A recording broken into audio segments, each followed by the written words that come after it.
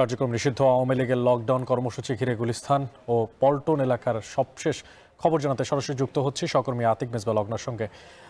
লগ্নর, জানতে চাই যে আওয়ামী লীগের কার্যালয়ের সামনে বিভিন্ন যে রাজনৈতিক সংগঠনের কর্মসূচি তা এখনো চলছে কিনা, আর গুলিস্তান পল্টন এলাকার সবশেষ পরিস্থিতি কি জানতে চাই আপনার মাধ্যমে। অনেক আপনার দ্বিতীয় প্রশ্নের উত্তর আগে আমি দিতে চাচ্ছি। আসলে চারপাশে পল্টন বা গুলিস্তান এলাকার পরিস্থিতি কিন্তু একদমই স্বাভাবিক, জীবনমান একদম স্বাভাবিকভাবে দেখেছি যে যারা ব্যবসায়ীরা রয়েছে তাদের বিপণন কর্মসূচি থেকে সব ধরনের কর্মসূচি কিন্তু খুবই স্বাভাবিকভাবে আছে। তবে নিষিদ্ধ রাজনৈতিকভাবে নিষিদ্ধ সংগঠন, যে কার্যক্রম নিষিদ্ধ সংগঠন আওয়ামী লীগের যে কার্যালয়, তার সামনে কিন্তু এখনও আগুন জ্বলছে, অর্থাৎ অগ্নিকাণ্ড করে দিয়েছে। এবং একই সাথে যে বিভিন্ন রাজনৈতিক সংগঠনগুলো রয়েছে বা দলগুলো রয়েছে তাদের কর্মসূচি কিন্তু একদমই অব্যাহত রয়েছে। আমরা দেখেছি সকাল থেকে নিয়মিত বিরতিতে বা অনিয়মিত বিরতিতে বেশ কিছু সন্দেহভাজন ব্যক্তিকে আটক করা হয়েছে এবং পুলিশের কাছে সোপর্দ করা হয়েছে।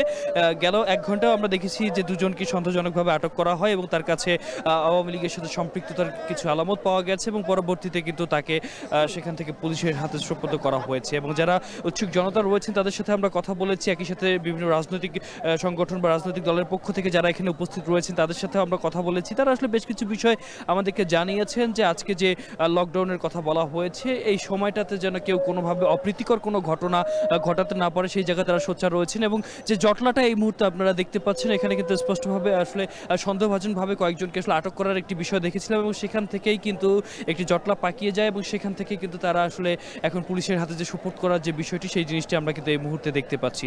একই সাথে বলতে চাই যে কিছুক্ষণ আগে আসলে একজনকে আটক করা হয় এবং তার কাছে বেশ কিছু অর্থ এবং একই সাথে তার মুঠোফোনের মধ্যে, তার স্মার্টফোনের মধ্যে বেশ কিছু আলামত পাওয়া গেছে। এবং তার পরবর্তী সময় তাকে যখন নিয়ে যাওয়া হচ্ছিল, আসলে এই সময় আসলে আমরা দেখেছি যে উৎসুক জনতা বা যারা আসলে রাজনৈতিক নেতাকর্মীরা রয়েছেন তাদের হাতে আসলে আমাদের দুজন গণমাধ্যম কর্মী কিঞ্চিত পরিমাণে আহত হয়েছেন, সেই বিষয়টি আমরা দেখেছি। এবং সেই সাথে আসলে তারা আসলে সজাগভাবে নিজেদের যে কার্যক্রম রয়েছে, অর্থাৎ কোনোভাবেই যেন কার্যক্রম নিষিদ্ধ হবে, এখানে কোনো ধরনের কার্যক্রম চালাতে না পারে বা কোনো ধরনের অপ্রীতিকর ঘটনা না ঘটে, সেই বিষয়টি দেখাচ্ছেন। এবং আরেকটি তথ্য আসলে আপনাকে দিতে চাই, যেহেতু এই গুলিস্তানের অদূরেই আসলে জাতীয় স্টেডিয়াম এবং সেখানে আজকে বাংলাদেশ এবং নেপালের মধ্যকার একটি ম্যাচ রয়েছে, সন্ধ্যার পরেই গড়াবে এবং যেহেতু একটি আন্তর্জাতিক ফুটবল ম্যাচ আছে, তো সেক্ষেত্রে যেন কোনো ধরনের নিরাপত্তা সংকট না হয় সেই বিষয়টিও কিন্তু আসলে এখানে স্পষ্টভাবে তারা দেখভাল করবে, এমনটা আমরা দেখেছি। আইন শৃঙ্খলা রক্ষাকারী বাহিনী যারা রয়েছেন তারা কিন্তু সোচ্চার আছেন।